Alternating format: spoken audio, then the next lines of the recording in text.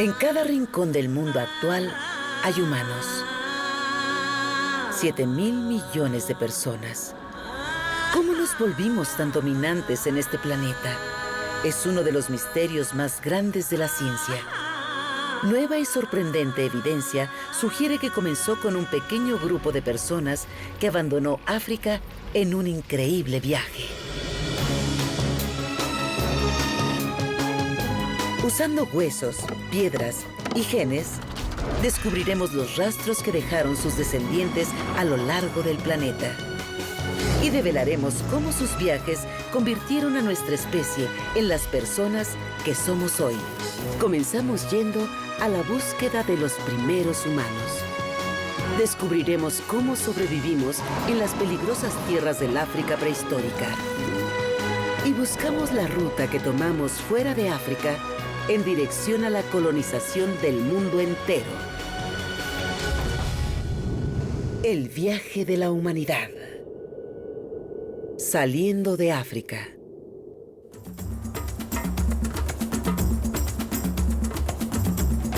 ¿De dónde venimos todos? ¿Dónde comenzó nuestro viaje de la humanidad? Parece que fue aquí, en el inmenso Valle Rift, en el este de África, que nuestra especie hizo su primer hogar.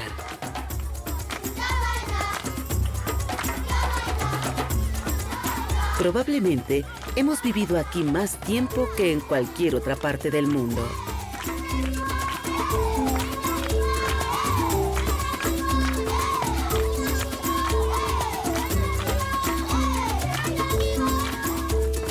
La mejor evidencia de esto fue descubierta en 1967. Richard Leakey, hijo de los legendarios buscadores de fósiles Mary y Louis, siguieron los pasos de sus padres en busca de los orígenes de la raza humana. En primer lugar, creo que la perspectiva que tenemos sobre nuestro pasado prehistórico es relevante. Pero tal vez más importante es que es posible ver nuestro pasado y observar en qué tuvimos éxito mientras que otros animales fallaron.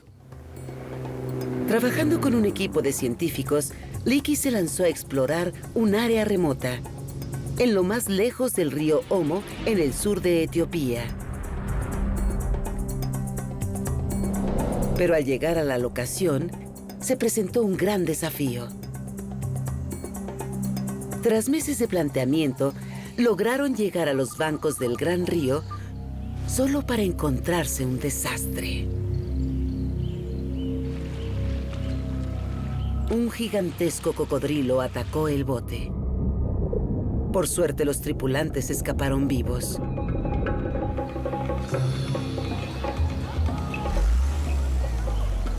Aun cuando se las ingeniaron para lograr cruzar, la suerte no mejoró. El lugar parecía infructuoso. Hasta que alguien del grupo halló fragmentos de hueso asomándose en la arena. Cuando las piezas fueron cuidadosamente armadas, revelaron esto: un cráneo humano. Y en el 2005, las técnicas de fechado revelaron su edad: alrededor de 195.000 años de existencia. Este es el miembro más viejo de nuestra especie de Homo sapiens jamás encontrada.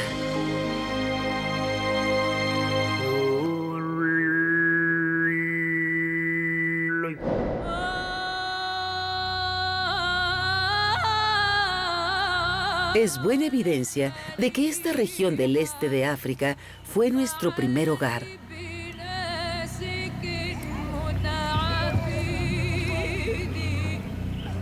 Pero, ¿quiénes somos? ¿Y cómo llegamos aquí?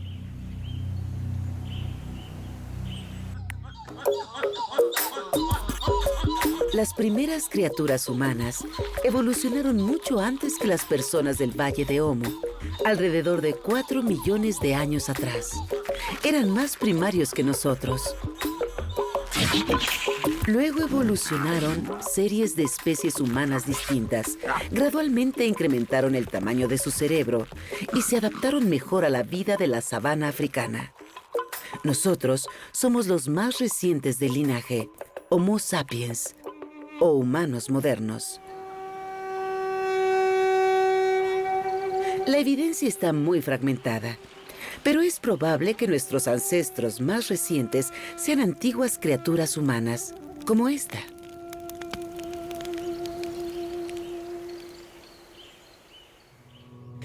En 1921, los arqueólogos encontraron este cráneo en una vieja mina en Kabwe, Zambia. Es un buen ejemplo del Homo heidelbergensis.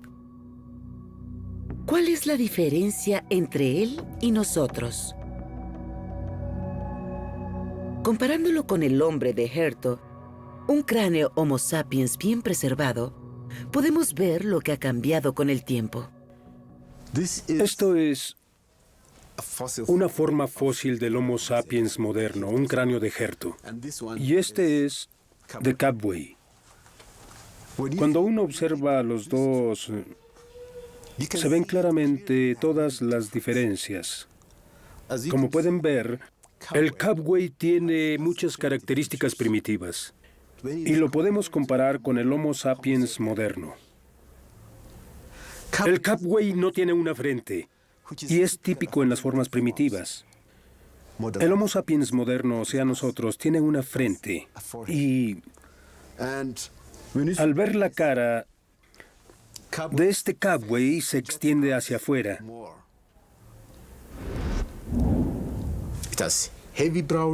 Tiene cejas densas que no se ven en el Homo sapiens moderno. Cuando se reconstruyó, el Homo heidelbergensis se veía similar a nosotros, a diferencia de la cabeza larga y las cejas pobladas. Pero estos antiguos humanos se extinguieron por completo, mientras que nuestra especie floreció y se extendió a todo el planeta. Entonces, ¿qué hay de especial en nosotros?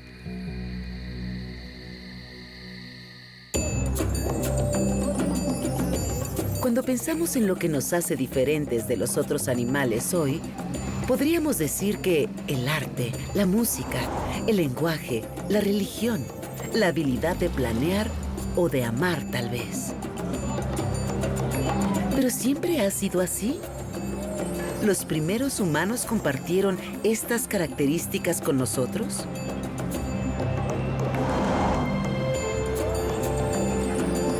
No todos los científicos lo creen.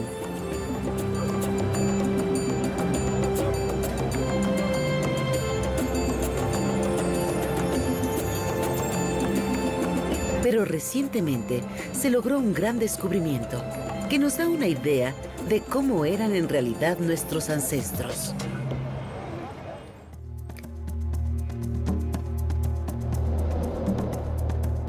El sitio del hallazgo está a 5.000 kilómetros de donde fue descubierto el cráneo de Homo, en Sudáfrica.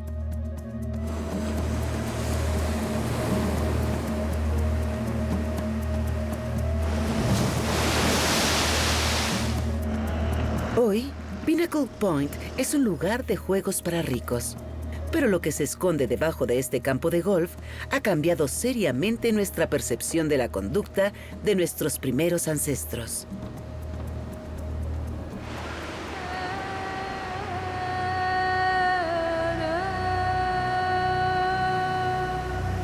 Y todo se halla en esta cueva.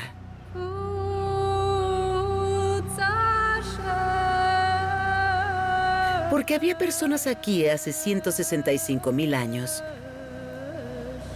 Personas aparentemente como nosotros. Es de los primeros lugares en donde sabemos que vivieron. Esta cueva la conozco por la experiencia de cavar aquí. El lugar es muy hermoso. No se puede trabajar en un mejor lugar. Pero el clima es muy generoso. Puede haber una gran tormenta afuera y aquí te mantienes caliente y seco. Normalmente está protegido por el viento. Es un buen lugar para vivir. Pero es lo que estas personas dejaron atrás, lo que sugiere que ya tenían lo que consideramos cualidades típicas de los humanos. Este tipo de herramientas son típicas aquí en esta cueva. Esta es una pequeña cuchilla y esta es una pequeña punta. Y al lado de estas, en los viejos depósitos, también encontramos estas diminutas cuchillas. Obviamente son muy pequeñas y debido a su tamaño es difícil pensar que hubieran sido utensilios de mano para cortar. Es probable que estas representen unas de las primeras herramientas que se desarrollaron para cazar.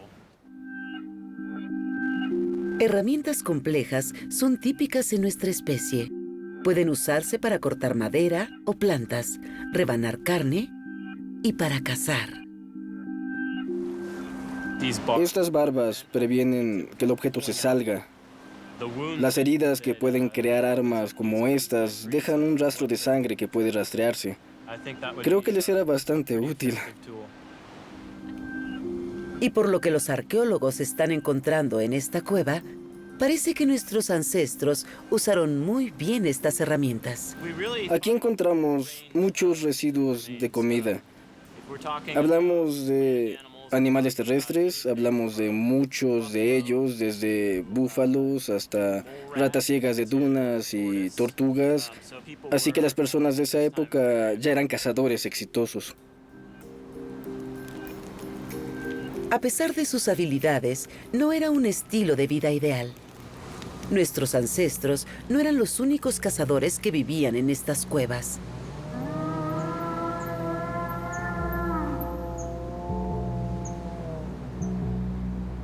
Para obtener su comida no crean que era tan simple como salir a la tienda.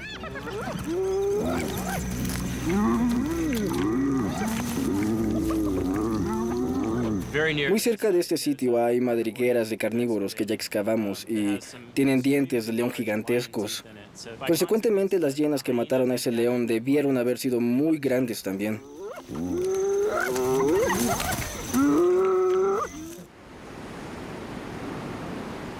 Y con depredadores peligrosos como vecinos, ¿cómo sobrevivimos? Hay una pista que se halla en el suelo de la cueva de Pinnacle Point. Está llena de conchas de antiguos mejillones. Esta es la primera evidencia de que los humanos comían mariscos y pudo haberle dado a nuestra especie una grandísima ventaja. Porque al obtener comida del mar, nuestros ancestros no tenían que depender de competir con leones y hienas. Pero esto también revela algo más sobre nosotros, algo que nos llega a situar en otro nivel. Para recolectar ese tipo de mariscos, uno debe ponerle mucha atención a la marea. Se deben planear las visitas dentro del océano. Este no es un lugar en el que solo bajes y recojas algo de las rocas. Tienes que poner mucha atención en el clima y en las mareas, para que no vayas a ser acarreado. Esta habilidad de planear en avanzada le dio a nuestra especie una inmensa delantera.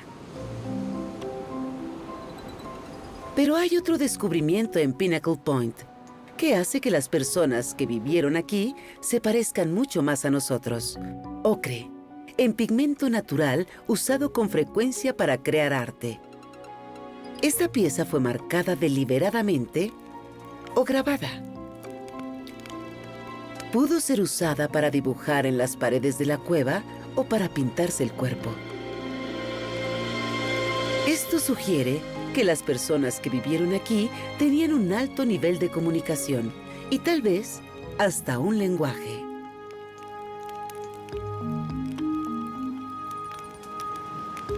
En el periodo de tiempo que investigamos, vemos tecnología que es bastante avanzada y requiere de buena planeación. Mucho más de lo que nos enseñaron. Probablemente no sea algo que se haga visualmente. Tuvo que haberse hecho con palabras o expresada. Creo que se transmitió el conocimiento de una generación a otra. Creo que tenemos evidencia de que no pudo haberse logrado sin haber hablado. El lenguaje le permitió a los humanos organizar su sociedad y ninguna otra criatura pudo ser capaz de hacerlo. Nunca podremos saber lo que se dijeron entre sí, pero podríamos ser capaces de tener una mínima idea de cómo se escuchaba. A 2.000 kilómetros al norte de Pinnacle Point, existe una vasta tierra de semidesierto.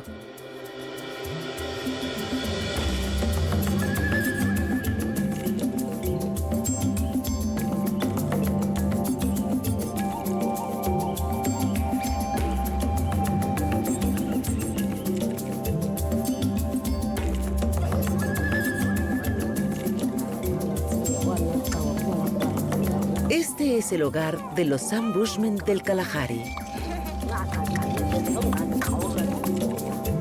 Y es en ellos donde podríamos hallar pistas del lenguaje de nuestros antepasados.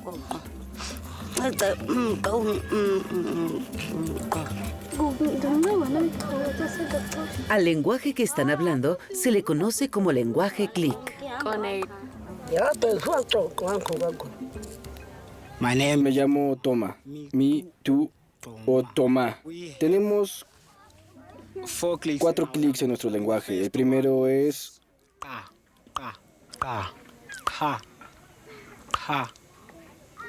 el segundo es el tercero es y el cuarto es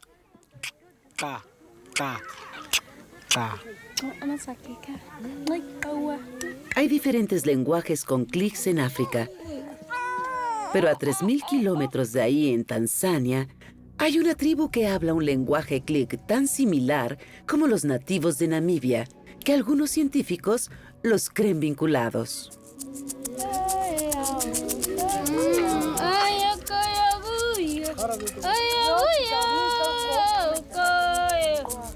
Es intrigante por qué estos dos grupos de personas no tuvieron contacto por más de 100.000 años.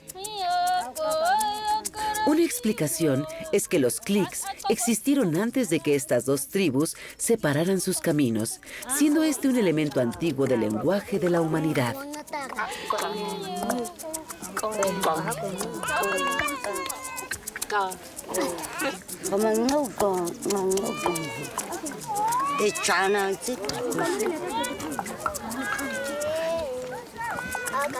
Y es posible que este lenguaje nos haya dado una ventaja especial. Cuando los nativos cazan, a veces hacen algún tipo particular de expresión. Dejan de usar vocales y se comunican solo a través de los clics. La idea es que sus presas no los vayan a detectar.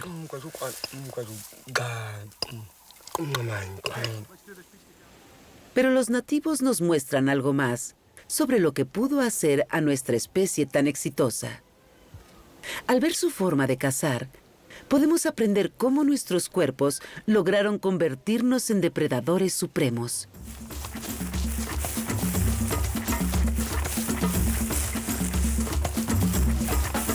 Los nativos usan una técnica de cacería muy distintiva. Se llama caza de persistencia, y tal vez es el método más antiguo para cazar una presa.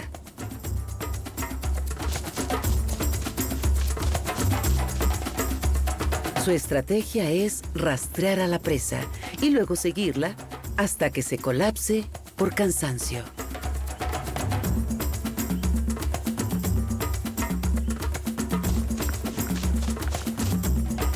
Nuestra especie tal vez no pueda correr como un antílope, pero sí la puede seguir en largas distancias. ¿Y cómo lo hicimos?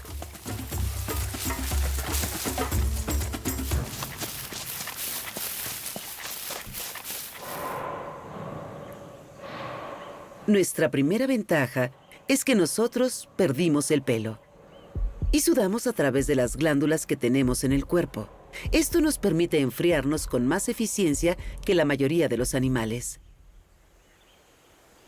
Esto es crucial, en especial durante la caza de persistencia, porque muchas de las presas necesitan ventilarse para enfriarse y no pueden hacerlo mientras corren. Y se ven obligadas a detenerse, permitiéndoles a los cazadores atraparlas.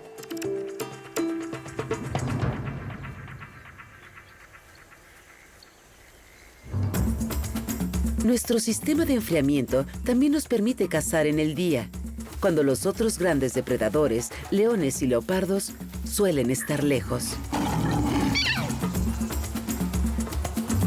Normalmente cazan de noche para evitar sobrecalentamientos.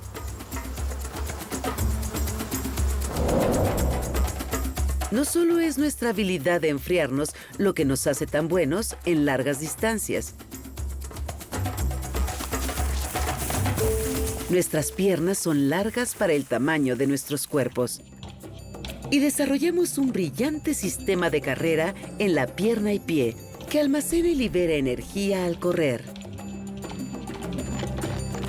Y hay un músculo que es fundamental en la habilidad de correr por largo tiempo: el gluteus maximus, o trasero.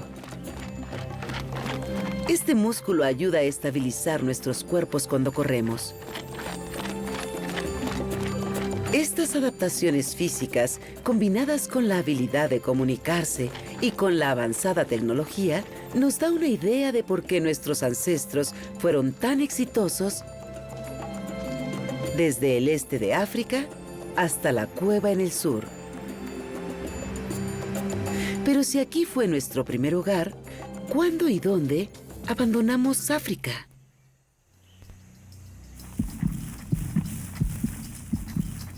Hasta hace poco, todo lo que teníamos era un escaso registro arqueológico. Pero nuestros descubrimientos en uno de los campos más emocionantes de la ciencia está revelando el misterio. Sorprendentemente, las pistas yacen dentro de todos y cada uno de nosotros. Grabado en nuestro cuerpo hay un registro indeleble del pasado, la historia de nuestros ancestros. ¿Esto podría decirnos cómo dejamos África? El secreto yace en nuestro ADN. Los científicos ya pueden tomar muestras del tipo especial de ADN que todos tenemos dentro. Se llama ADN mitocondrio y se transmite de madres a hijos. Pero de vez en cuando, algo sale mal en el proceso de copiado, produciendo un tipo de mutación aleatoria no dañina. Estas mutaciones aleatorias le permiten a los científicos construir un árbol genealógico global.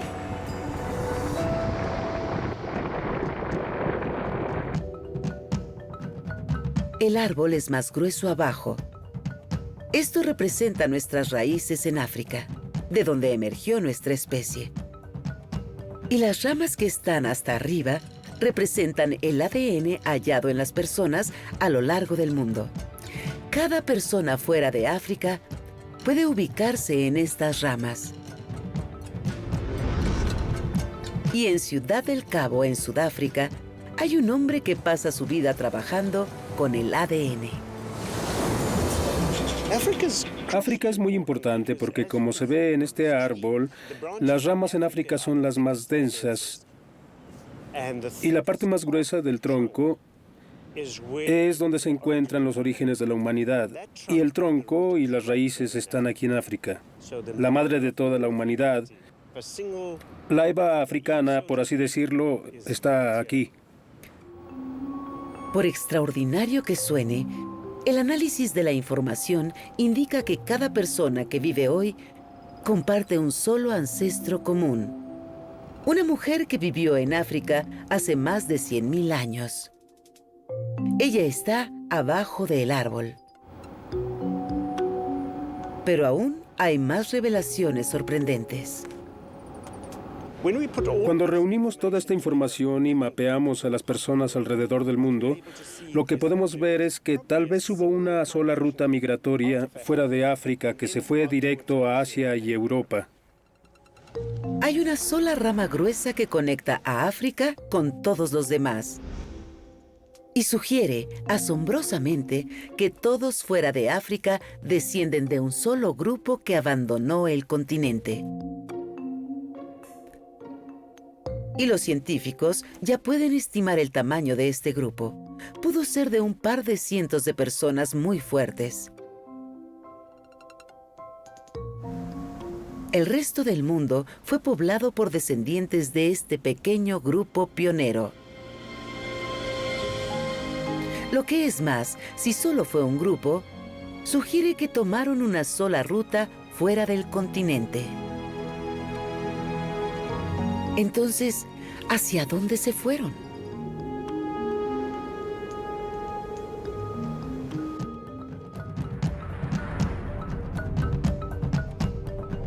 Vemos en el mapa de África que las salidas no eran sencillas.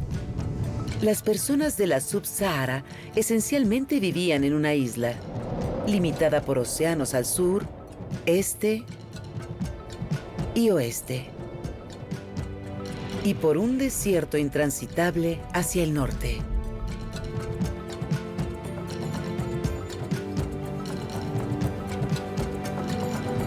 El Sahara es tan ancho como el continente, cubriendo 9 millones de kilómetros cuadrados repartidos en 11 países actuales. Sorprendentemente, un descubrimiento al otro lado del desierto, en Israel, promete revelar pistas vitales sobre el viaje humano fuera de África.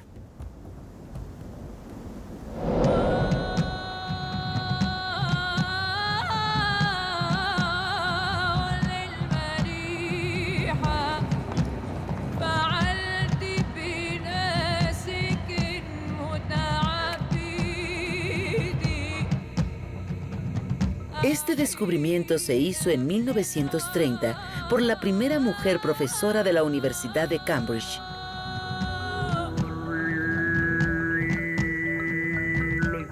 Y lo que encontró fue maravilloso.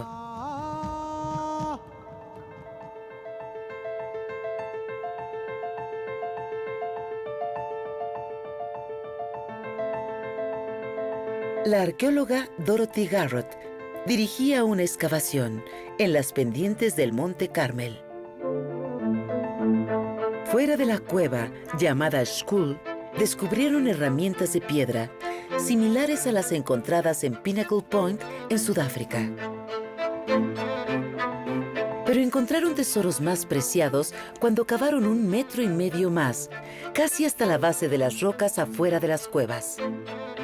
Los restos de 10 esqueletos humanos.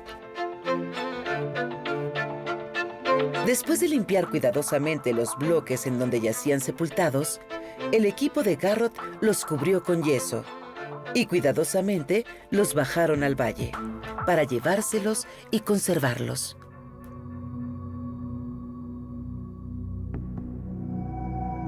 Hoy se encuentran en el Museo de Rockefeller en Jerusalén, en las mismas posiciones en que fueron encontrados. Estos cuerpos fueron enterrados cuidadosamente y algunos fueron enterrados con ciertos bienes. Uno fue encontrado sujetando la quijada de un jabalí salvaje. Parece que por alguna razón fueron enterrados así, y se piensa que ya creían en algún más allá. Es la primera vez en la historia humana que se halla evidencia de creencias sobrenaturales. Ellos fueron humanos completamente modernos, y sus huesos se fecharon con alrededor de 100,000 años de existencia. Pero, ¿cómo terminaron aquí, en las lejanas arenas del peligroso Sahara? Hay otra nueva rama de la ciencia que nos ayuda: el modelo climático. Comisionamos a los climatólogos más famosos del mundo para trabajar en el clima de cada parte del planeta, pero no del presente, del pasado.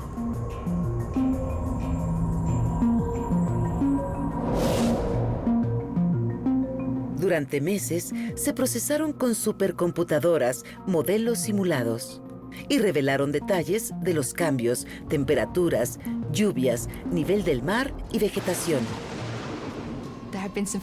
Ha habido cambios dramáticos en el clima en los últimos 100.000 años aproximadamente. Estos tuvieron gran impacto en los humanos modernos, en términos de dónde viven, dónde pueden vivir, hacia dónde migran. Entonces, en ese sentido, es importante entender el clima en el mundo, en diferentes épocas del pasado. ¿Y qué nos dice esto sobre cómo abandonamos África? La región del norte de África, el Sahara y el Medio Oriente, uno la imagina siempre como muy seca, con desiertos, arena y muy caliente, básicamente árido, pero hace 125.000 años se veía completamente diferente. Si retrocedemos el modelo climático a lo largo del tiempo, 140.000 años antes, se puede apreciar que la región alrededor del Sahara es mucho más verde al ir 125.000 años atrás. Se ve la extensión verde hacia el norte, dentro del Sahara. Había mucho más agua, había ríos, pantanos y de hecho la superficie tenía mucha vegetación. Probablemente signifique que los animales y por supuesto los humanos hayan seguido estos patrones. Entonces, hace más de 125.000 años, el clima cambió radicalmente y el desierto más grande e intransitable del mundo había florecido.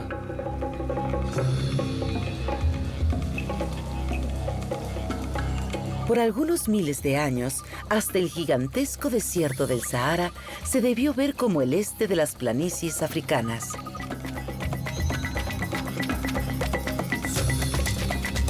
El hogar perfecto para los animales y para nuestros ancestros.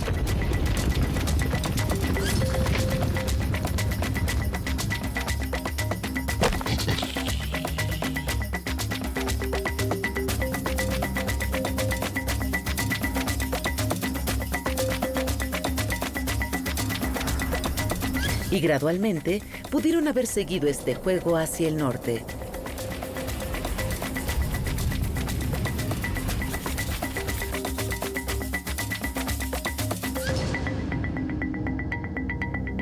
Eventualmente, algunos llegaron a Israel, donde vivieron por miles de años.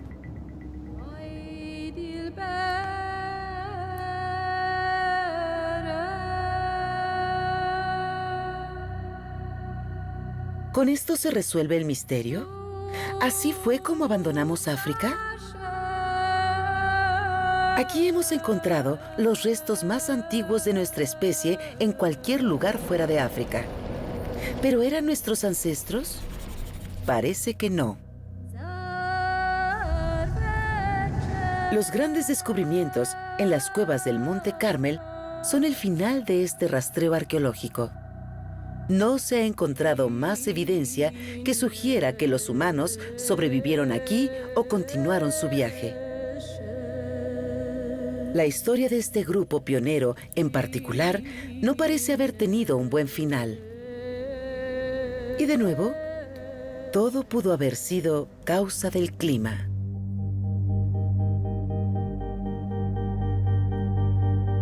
Podemos avanzar ahora el modelo climático 125.000 años y ver lo que pasa. Y lo que pasa en el norte de África y en el Medio Oriente es que todo lo verde que vemos se fue secando. Se observa que hay muchas menos temporadas de lluvia y la vegetación fue reemplazada con desierto. Debió haber menos agua disponible y para las personas seguramente fue más difícil vivir y ciertas regiones debieron ser completamente inhabitables. Esta expansión del desierto pudo ser desastrosa para las personas que vivieron en las cuevas Shkul. Si desaparecieron los animales que cazaban para comer, el hambre debió haber sido una realidad. Y al mismo tiempo, la ruta de vuelta a lo largo del Sahara debió cerrarse.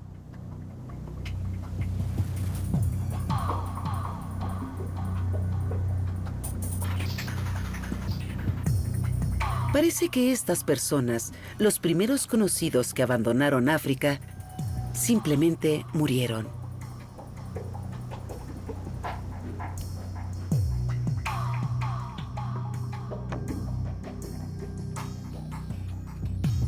Si estas personas no son nuestros ancestros, ¿qué ruta tomaron nuestros ancestros fuera de África?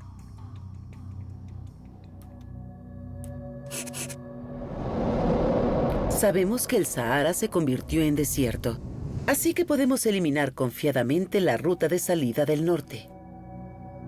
Eso nos deja una sola opción: el océano. ¿Cuál sería la opción más viable de cruzar para un grupo de cazadores africanos primarios? Una opción es el Mar Rojo. Separa a África de Arabia y su punto más cercano tiene solo 30 kilómetros de distancia.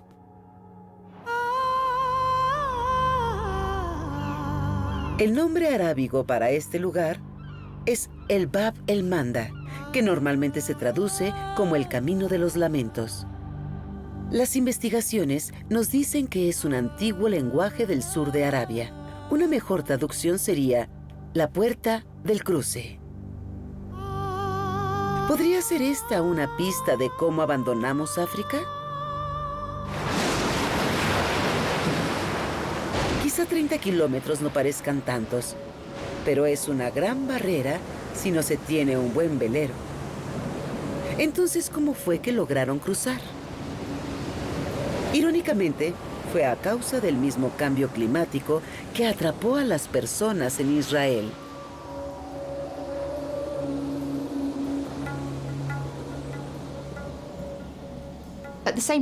Al mismo tiempo en que empezaba a secarse el Sahara en el norte de África, formando grandes desiertos, estábamos entrando a una era glaciar, que supone la formación de sabanas glaciares sobre Norteamérica y Europa, que atrapan agua del océano.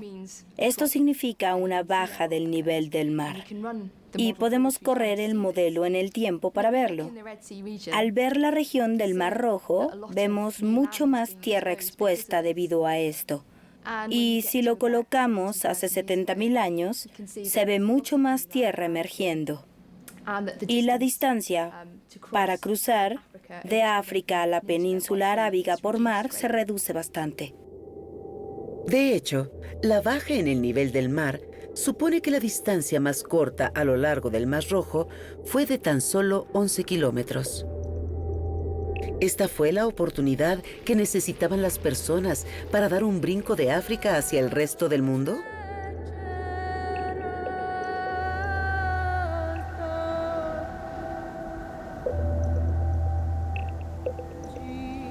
Debieron tener buenas razones para hacer este viaje. Con el cambio climático, las planicies se secaron, el mar se volvió más salado y las fuentes de comida estaban amenazadas. La presión de encontrar nuevas tierras y oportunidades pudieron ocasionar que una población en peligro lo arriesgara todo e intentara cruzar. Un viaje que pudo haber pasado en algún momento hace 70.000 años aproximadamente. Y si el cruce no fue suficientemente peligroso, lo que les esperaba del otro lado se veía aún más traicionero.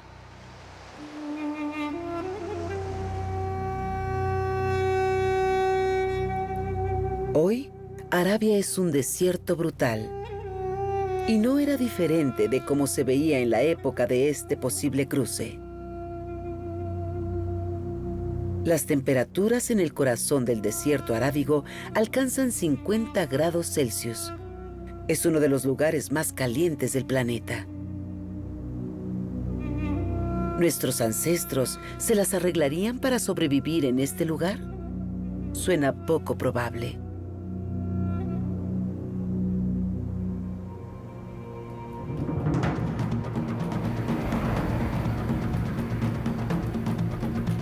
Pero el Dr. Jeff Ross no es alguien que se deje vencer por un reto, y menos con el reto de encontrar evidencia en un lugar tan prohibido. Él es uno de los pocos arqueólogos que buscan pistas de nuestros ancestros en esta región. Y cree que este lugar muerto una vez estuvo vivo con nuestros ancestros. Para probar su teoría, Lo llevamos a una ruta en el desierto arábigo que jamás había visto antes y le preguntamos si podía encontrar alguna señal de vida ancestral. De hecho, es una locación muy especial. Si vemos todas esas rocas negras que están en la superficie, en realidad no son rocas. Son herramientas antiguas hechas por humanos. Recogí algunas que se encuentran en la superficie.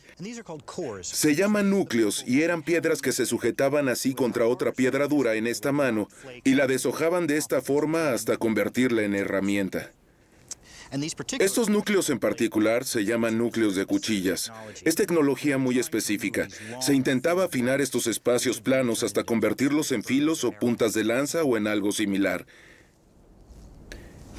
Y esta es muy interesante, porque vemos que le quitaron capas aquí y acá, y aquí se metieron en problemas. Le pegaron aquí, pero no fue tan duro. Y podemos ver esta fractura que corre en esta orilla. Fue un error. Es probable que dijeran, bueno, la tiraran y recogieran otra y volvieran a intentar. Están en todos lados de Arabia. Y fue por eso que llenaron los suelos. Este lugar fue una fábrica de herramientas de piedra. Esto y toda la placa que se extiende a cientos de kilómetros, tanto al este como al oeste, fue un lugar especial porque este material está por todos lados. Este material fue tan importante para ellos como hoy el petróleo es para nosotros. Era indispensable para su supervivencia, para hacer sus herramientas, para cazar, para pescar, para quitar pieles, para hacer ropa, para hacer estructuras que los cubrieran del sol. Les era indispensable. Pero ¿quiénes fueron los que dejaron estas herramientas? ¿Tendrían algo que ver con el cruce del Mar Rojo? ¿70,000 años atrás? Todo está en la superficie y los sitios superficiales no se pueden fechar usando métodos tradicionales. Sin embargo, lo podemos decir basados en la tecnología que vemos aquí, en esta forma específica de rebanar. Hay un sitio en Yemen fechado con 70,000 años de existencia con la misma tecnología y luego otro sitio que recién encontramos entre esas montañas fechado con 12,000 años. Así que esto se halla entre esos rangos, entre 70,000 y 12,000 años atrás. Pero ¿cómo fue que sobrevivieron en este terreno tan seco?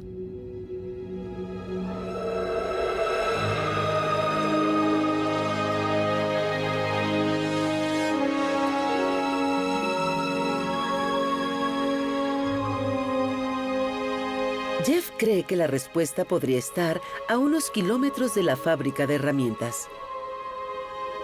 A poca distancia de ahí, el desierto nos muestra una increíble transformación.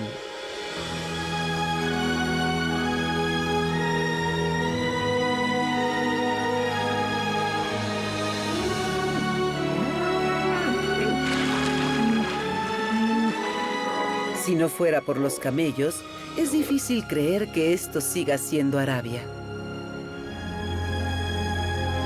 Este es el fértil Wadi Doubat, en las montañas Dhofar, en Omán.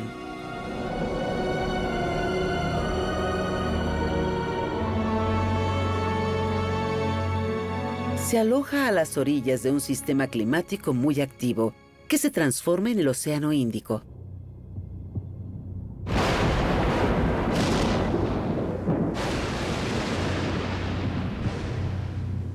La característica que define a este sistema es el monzón que sopla en cada verano.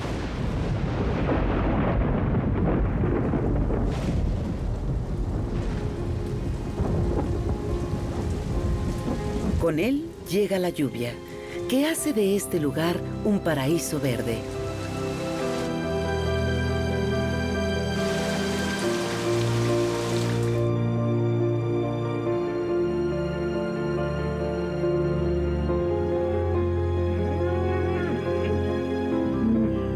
Y pudo ser que este simple accidente climático sea la clave absoluta de nuestro viaje de la humanidad, porque permitiría que nuestros ancestros establecieran un hogar en lo que de otro modo sería un nuevo mundo inhóspito. Como un oasis a la mitad del desierto, esto pudo haber sido un refugio para algunos ancestros a lo largo de las graves sequías de las fases climáticas. Pero a las afueras de este refugio, el desierto se extiende cientos de kilómetros. ¿Cómo se las ingeniaron estos pioneros para avanzar a lo largo de Arabia?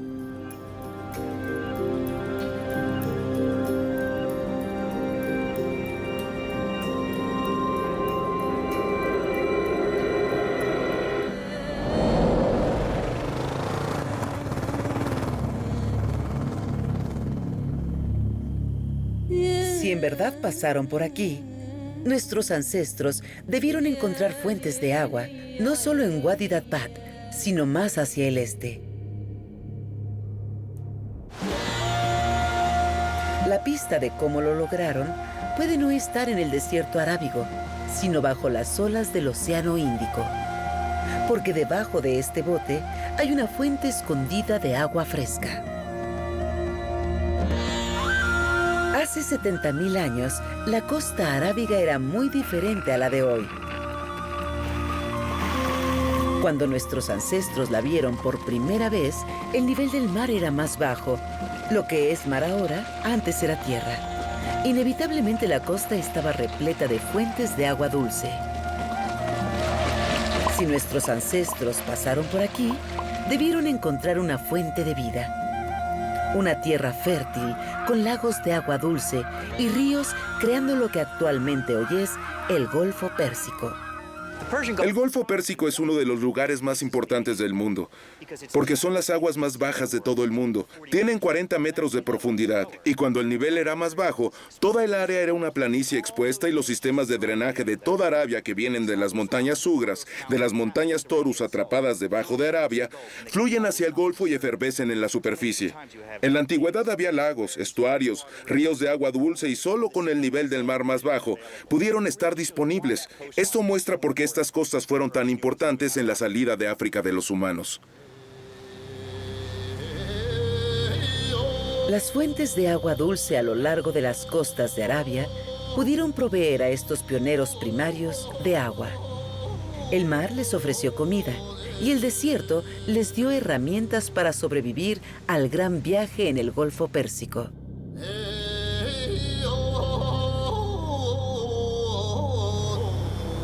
Hay una pista final de lo importante que pudo ser este lugar.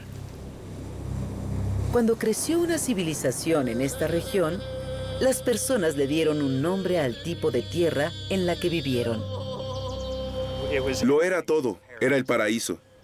De hecho, el nombre que le pusieron las personas que vivieron en el norte de la costa fue Edén. Puede ser una coincidencia que sea la misma palabra usada en la Biblia para el primer paraíso. Pero también pudo ser que desde este Edén, los humanos se extendieran en todas direcciones, gradualmente hacia Europa, Australia, Asia y las Américas. ¿Cuándo y cómo hicieron estos viajes? ¿Y cómo esta experiencia transformó a nuestros ancestros y los convirtió en las personas que somos ahora? Estas son las preguntas que nos responderemos de nuestro gran viaje de la humanidad.